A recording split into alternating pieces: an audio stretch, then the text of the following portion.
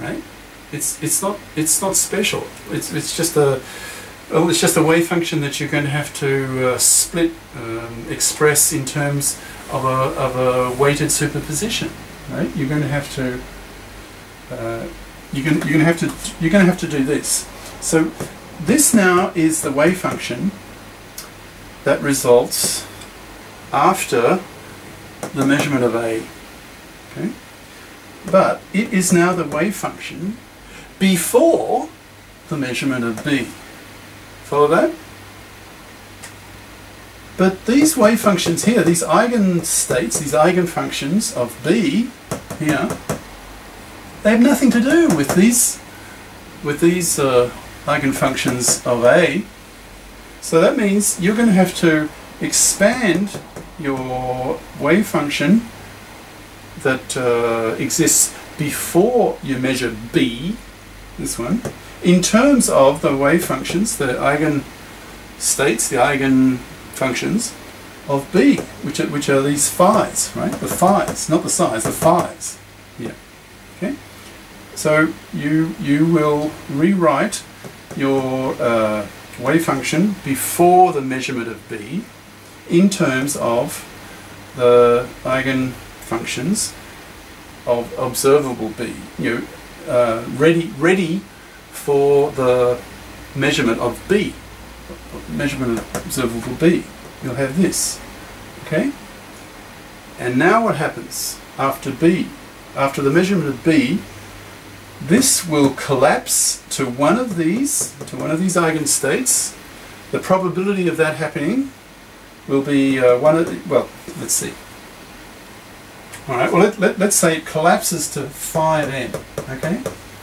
Now, I've got here n in general, but let's say it collapses to a specific one, you know, one of them, one of the eigenstates, it collapses to phi of n. And the probability of that happening is the corresponding coefficient here. So it'll be Cn squared, okay?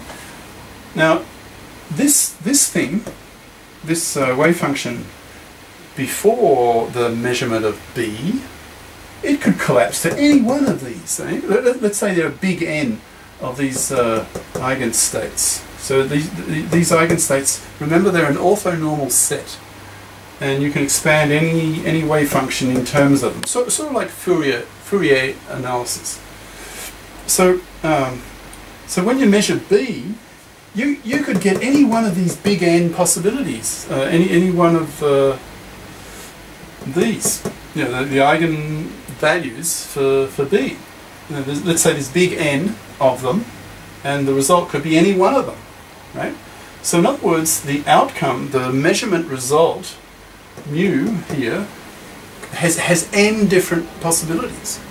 Big N, right? Don't be confused with little n. So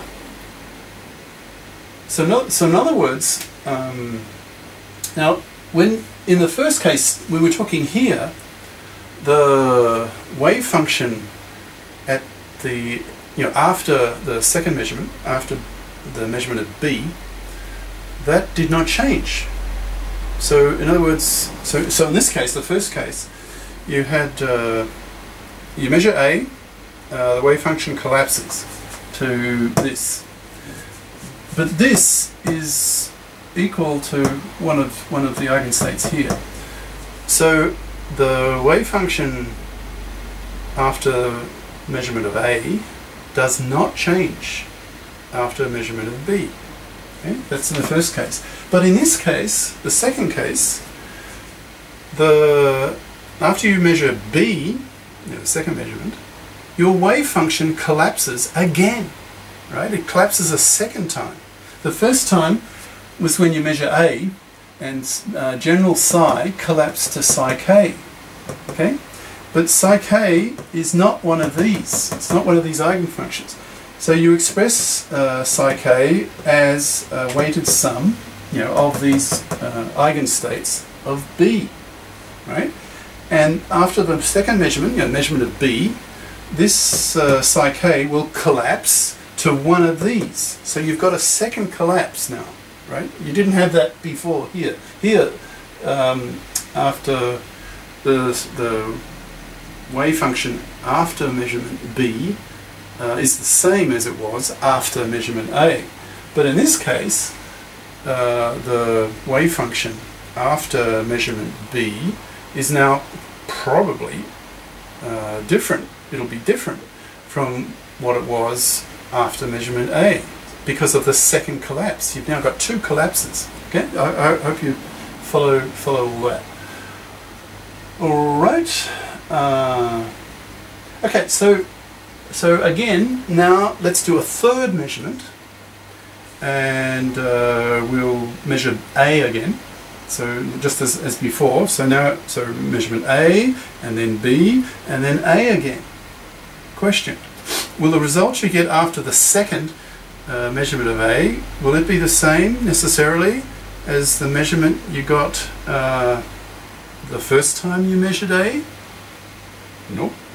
No, not at all. I mean, it could be quite different because see now, after you measure B, that's the second measurement. Let's say the state collapses to phi m. Oh, change it. Okay. Well, it doesn't really know. Just okay. So after the second measurement, it collapses to phi to one of the phi's. All right. Now this phi here has nothing to do with the eigenstates of A. So whatever this is, whichever the resulting wave function that came out of the measurement of B, you can then expand it sort of like this, but the size and phi's get swapped, right? Because this is the result of what comes out, the wave function that comes out of measurement B, the second measurement. But now we're going to do a measurement A again. But the wave function, the eigenstates of A are psi's, right? They're quite different from phi's. So that means I'm going to have to expand this, Fourier-like, sort of like this. I'm going to have to expand this in terms of psi eigenstates, psi. So it'll be like this, but with the phi's and psi's reversed, right? And I have, again, let's say there are big N possible measurement values for A. It might be big M. It could be different, but so on this, the point is, the result of the second measurement of A, in other words, the third measurement, A, B, A, that result of the second measurement of A may be quite different from the result of the first time you measured A, right? And you can keep going. You can go A, B, A, and every time you're measuring something, A, B, you're getting a wave function collapse. There's a collapse after every measurement. So you cannot be sure. You don't know what you're going to get at each measurement, right? You get statistics again. You'll get each possible value coming up with a probability CI squared, right? You do not get certainty. You're not certain you'll get a particular result each time. You get you get statistics. So here it is. Yeah. So this would be when you're measuring A for the second time here, right? So this was the result of your measurement B, right? So let's say it came out as phi m, so the nth possible eigenvalue, and that's the corresponding eigenfunction, right? So expand that now in terms of the eigenfunctions of A, because we're now going to do a second measurement of A, so A, B, then A again, right? And the probability that the lambda little n comes out will be, well, this d squared, okay? But that's less than 1. So it's not certain. It's not certain at all, right? So what's happening is each time you do a measurement, you're getting wave function collapse, you're getting results that are not certain, just the usual statistical distribution of the coefficients here squared gives you the probability of getting the eigenvalue that corresponds to that eigenstate, right? So So at each cycle, you know, of AB and then AB again and AB, you may get completely different different results. So you cannot predict with certainty. You can't in other words, you can't measure with certainty the values of A and B, because every time you're doing it, you'll probably get different results, right? Because of the statistics coming up, right? So in other words, when this if here, this condition, is not satisfied, then you cannot measure A and B, these observables A and B, with arbitrary precision. You can't do it. Okay. So now, in a sort of verbal way, if this criterion here is not satisfied, therefore you cannot measure A and B simultaneously, right? With any required precision. So you cannot measure them both simultaneously with infinite accuracy, right?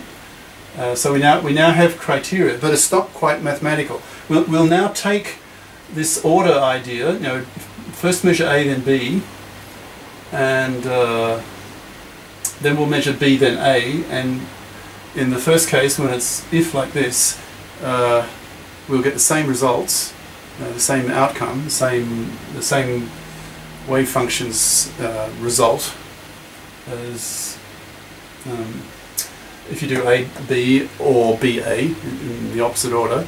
But in the case when this criterion here is not satisfied, then you'll get different results, and we'll express that idea mathematically much more compactly in the next session.